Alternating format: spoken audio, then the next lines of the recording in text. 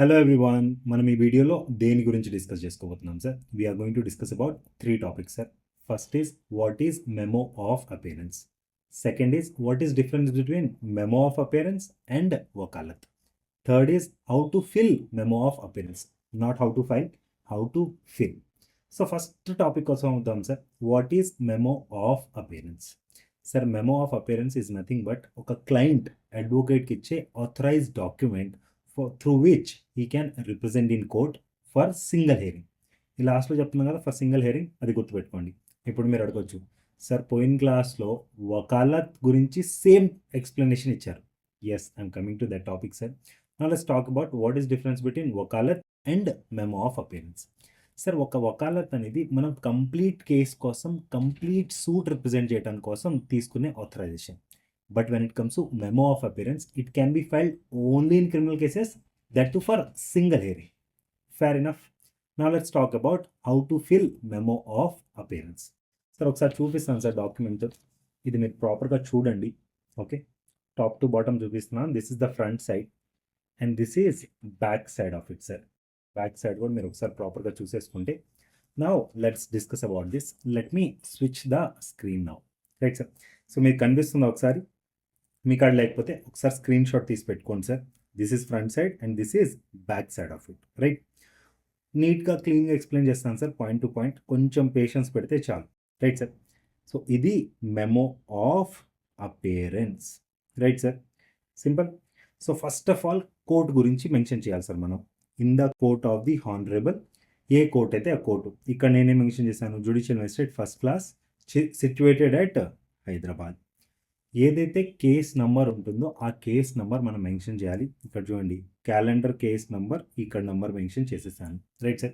వేరే ఏమన్నా నంబర్ ఉంటే ఆ నంబర్ మెన్షన్ చేయండి. Right sir. Then parties name should be there sir. ఇక్కడ కంప్లైనెంట్ వచ్చేసరికి జనరల్గా నార్మల్ పర్సన్ పేరు మెన్షన్ చేయం, మనం పోలీస్ స్టేషన్ నేమ్ మెన్షన్ చేస్తాం. ఇక్కడ చూడండి, the state of TG through PS Panjagutta అని మెన్షన్ చేస్తాను. Right sir. Now let's come to the accused. Who is accused, sir? Naveen Gaur, in particular memo of appearance. Right sir. తన offense ఏం commit చేశాడు, under with section. So 118 BNS. దాని తర్వాత ఇక్కడ IV అని ఉందా, ఇక్కడ అడ్వకేట్ డీటెయిల్స్ మనం మెన్షన్ చేయాలి. For example M Mahesh Kumar is there, Akshay Kumar Pandey, MS Ashwini, enrolment number. Then sir, fair enough. దాని తర్వాత మీరు కొంచెం కిందికి వేస్తే డేట్ మెన్షన్ చేయాలి. On which date? 15th October 2025 అని ఇక్కడ మెన్షన్ చేశాను. మీరు ఏ డేట్ ఉంటే ఆ డేట్ మెన్షన్ చేయండి. దాని తర్వాత అక్యూజ్ సైడ్ నుంచి కదా మనం ఈ ఒక మెమో ఆఫ్ అపియరెన్స్ వేస్తున్నాం. Right sir. తన ఒక details. So accused name, accused address, accused occupation, accused age mention చేసేయాలి. Then again obviously CC number, దాని కింద సిగ్నేచర్ ఆఫ్ ది అక్యూజ్డ్, ఏ ప్లేస్లో జరుగుతుంది ఇది, ప్లేస్, డేట్, దాని తర్వాత signature of advocate.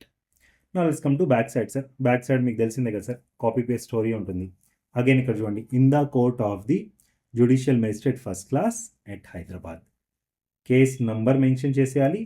Parties again ఇందాక చెప్పాను కదా సార్, ఎప్పుడు కూడా కంప్లైనెంట్ ఎవరైతే ఉంటారో అక్కడ రాయాలి PS Panjagutta. Right sir. The state of Telangana through PS Panjagutta. Accused కాడికి వచ్చేసరికి అక్యూజ్ ఒక నేమ్. దాని తర్వాత advocate signature, filed on which date, ఇది కౌన్సిల్ ఫర్ ఎవరికి, కౌన్సిల్ ఫర్ అక్యూజ్. దాని తర్వాత advocate name, advocate enrolment number, దాని తర్వాత advocate address, advocate office address. Right. Phone number ఉంటే ఫోన్ నెంబర్, ఈమెయిల్ ఐడి ఉంటే ఈమెయిల్ ఐడి. దాంతోపాటు మనం ఇక్కడ ఆబ్వియస్లీ వెల్ఫేర్ స్టాంప్ కూడా అతికించాలి. సో ఒక్కసారి మీరు చూసుకుంటే it will be very easy for you sir. Sir, ఇది అండర్ 27 క్రిమినల్ రూల్స్ ఆఫ్ ప్రాక్టీస్లో దేవలాటానికి ట్రై చేయకండి. ఇది ఎప్పుడో 27, ఇప్పుడు మ్యాచ్ కాదు. Fair enough. Old forms sir, ఇప్పుడు కూడా ఇవే ఫార్మ్స్ నడుస్తున్నాయి ఇంకా కోర్టులో. Fair enough.